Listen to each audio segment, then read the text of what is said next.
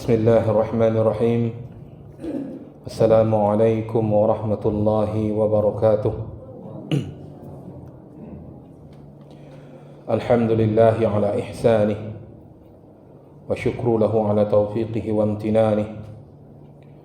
أشهد أن لا إله إلا الله وحده لا شريك له تعظيما لشأنه، وأشهد أن محمدا عبده ورسوله الداعي إلى رضوانه. اللهم صل وسلم وبارك عليه وعلى آله وأصحابه وأتباعه وإخوانه. Bapak Ibu jemaah salat subuh rahimani wa rahimakumullah. Kita akan lanjutkan pembahasan kitab Al-Fiqhul Muyassar, kitab fikih yang sudah dipermudah, itu sudah disederhanakan. Kita masih di dalam kitab muamalat dan di dalam bab riba, dan masuk ke dalam perkara yang kedua, yang mana perkara pertamanya kita membahas tentang definisi dan hukum dari riba. Sekarang kita masuk al-mas'alatu tsaniyah, masalah yang kedua, al-hikmatu fi tahrimi, yaitu hikmah dalam pengharamannya. Jadi dalam pengharaman riba ada hikmah. Allah itu menurunkan hukum, di dalamnya, di baliknya ada hikmah yang besar bagi kepentingan manusia. Penulis mengatakan, at-ta'amulu bir-riba yahmilu ala hubbiz zat.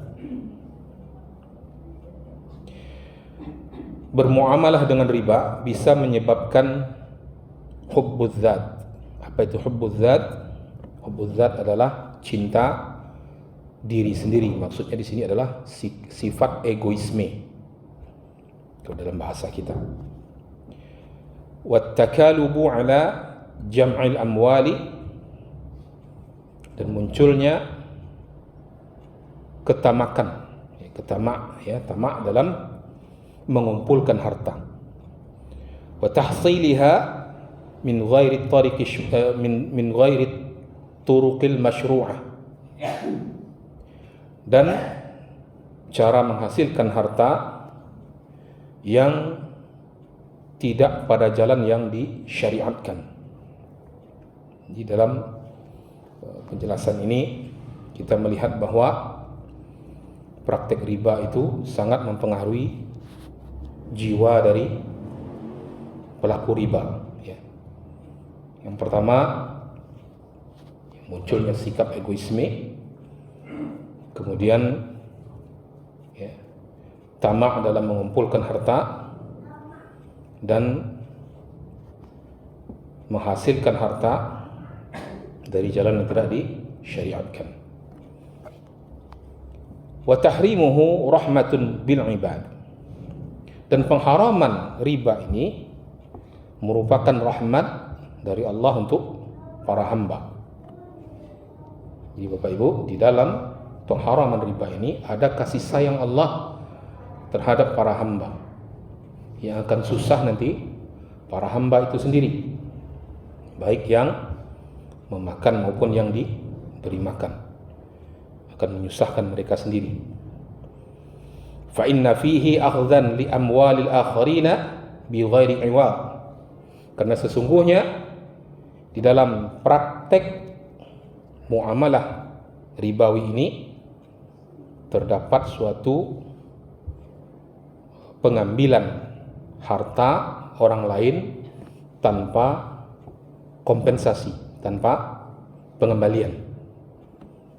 Ya Bapak Ibu, kita sudah bahas kemarin bahwa di antara riba itu ada tukar uang yang tidak sama nilainya.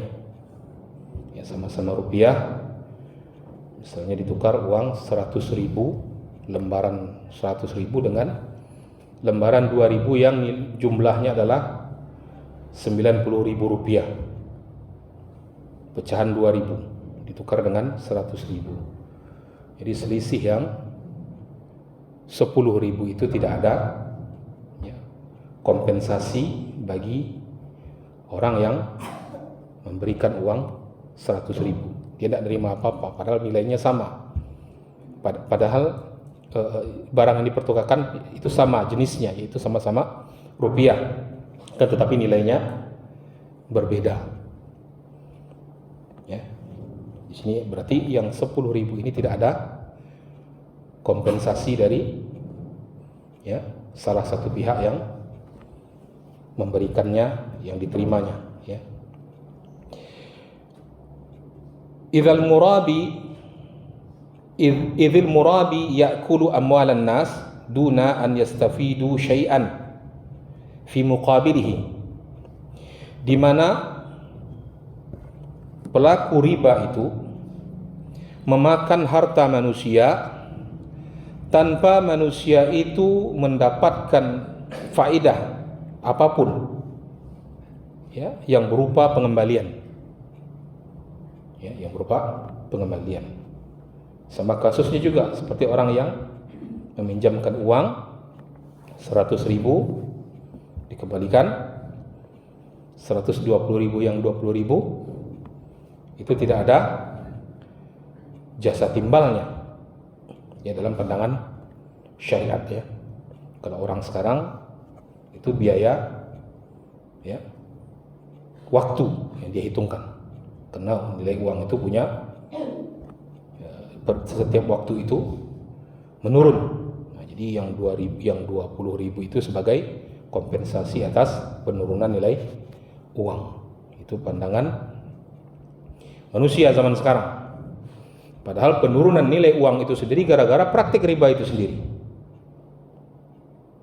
Bapak Ibu, kenaikan harga, inflasi yang terjadi, kalau kita kaji lagi, coba pelajari ilmu ekonomi, kita tahu di situ penyebabnya adalah tingkat bunga. Penyebabnya tingkat bunga itu yang paling banyak. Bukan karena tarikan permintaan yang tinggi sementara barangnya sedikit, bukan begitu.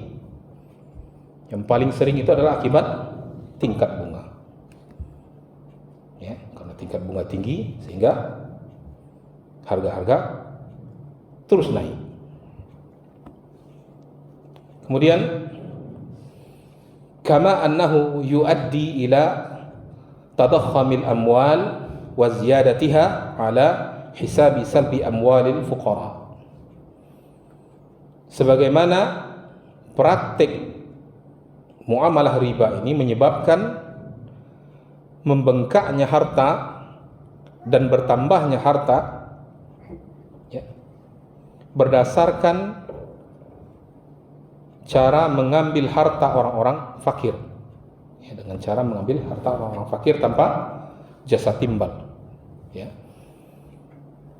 Wa yu'ayyidul murabi al-kasla wal khumul, dan orang yang memakan riba dia membiasakan dirinya dengan sifat malas dan lemah. Kenapa malas? Karena tidak mau memikirkan bagaimana cara menghasilkan uang dengan cara yang dibolehkan oleh syariat. Karena dia sudah terlanjur senang dengan makan riba. Tidak mau lagi mikirkan bagaimana cara berdagang, bagaimana cara menghasilkan produk.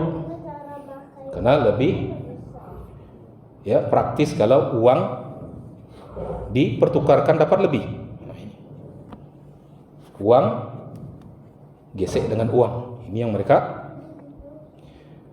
senangi, dan tidak ada lagi keinginan untuk memikirkan bagaimana ya menambah produksi ya, menambah produk yang beredar.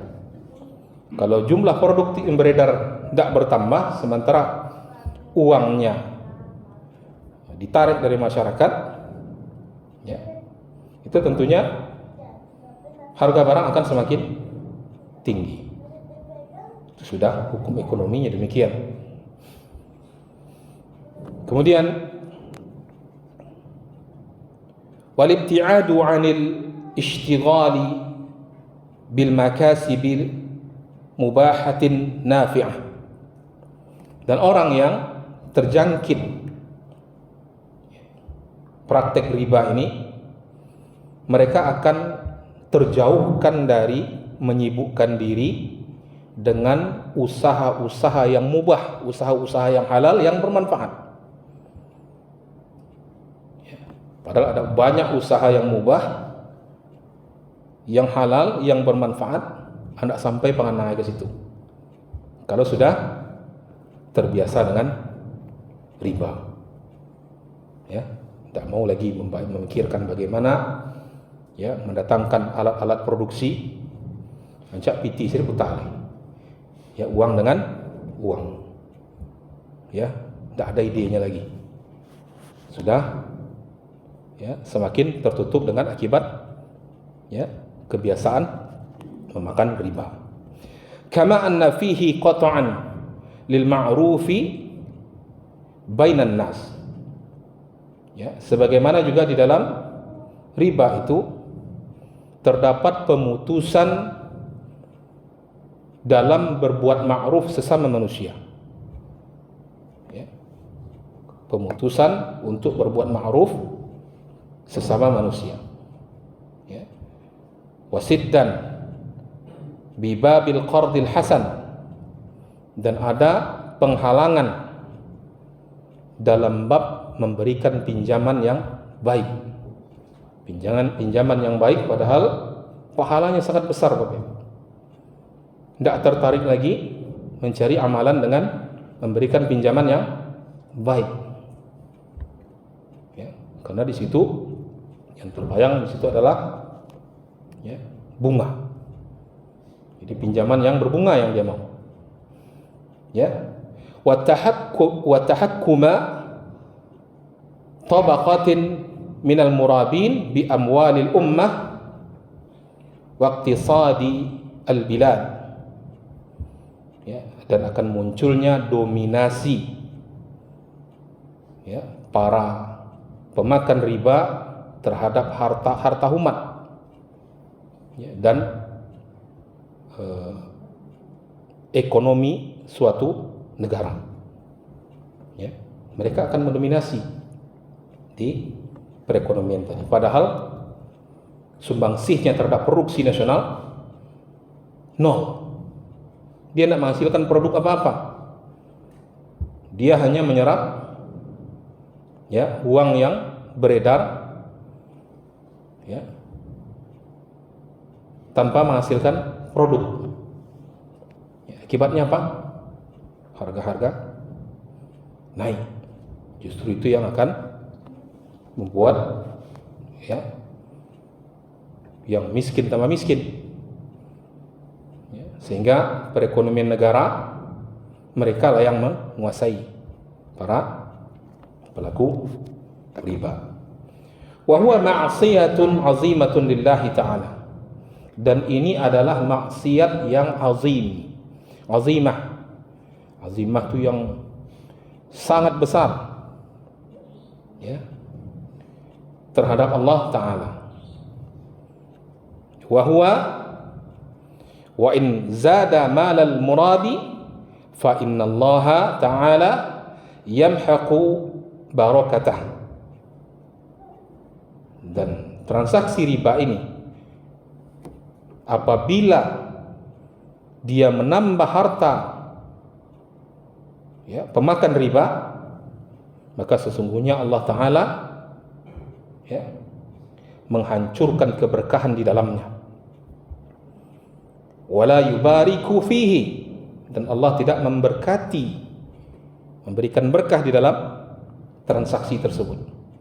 Qala Ta'ala, di mana Allah Ta'ala berfirman, yamhaqullahu riba wa yurbis sadaqat. Allah akan menghancurkan riba, maksudnya keberkahan di dalam transaksi riba, wa yurbis sadaqat, dan akan menyuburkan sedekah. Ini janji Allah di dalam surah Al-Baqarah ayat yang ke-276. Jadi Bapak Ibu, kita melihat bahwa transaksi riba bisa mempengaruhi jiwa seseorang, bisa mempengaruhi pemikiran seorang, menjadi buntu, tidak ada ide untuk menghasilkan produk atau jasa. Kemudian bisa menyebabkan hancurnya perekonomian, menghasilkan sifat yang malas, kemudian mengundang murka Allah.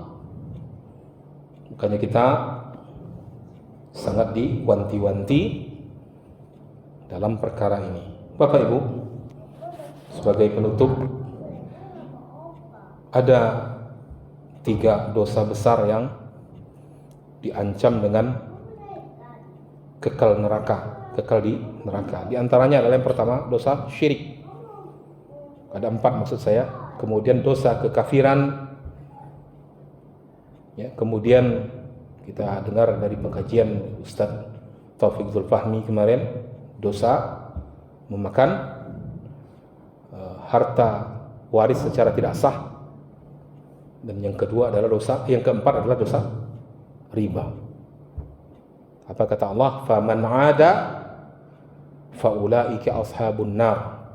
Barang siapa yang tidak mau berhenti dari berbuat riba, dari memakan riba, maka dia yang barang siapa yang membangkang, maksud di situ, maka dia adalah penghuni neraka, hum fiha khalidun. Dia kekal di dalamnya. Jadi ini termasuk dosa yang diancam dengan kekekalan di dalam neraka. Jadi jangan dianggap enteng. Jangan dianggap enteng. Itulah yang dapat kita sampaikan pada pagi hari ini. Mohon maaf jika ada penjelasan saya yang kurang jelas. Kita akhiri subhanakallahumma wa bihamdika asyhadu an la ilaha illa anta astaghfiruka wa atubu ilaik. Wassalamualaikum warahmatullahi wabarakatuh.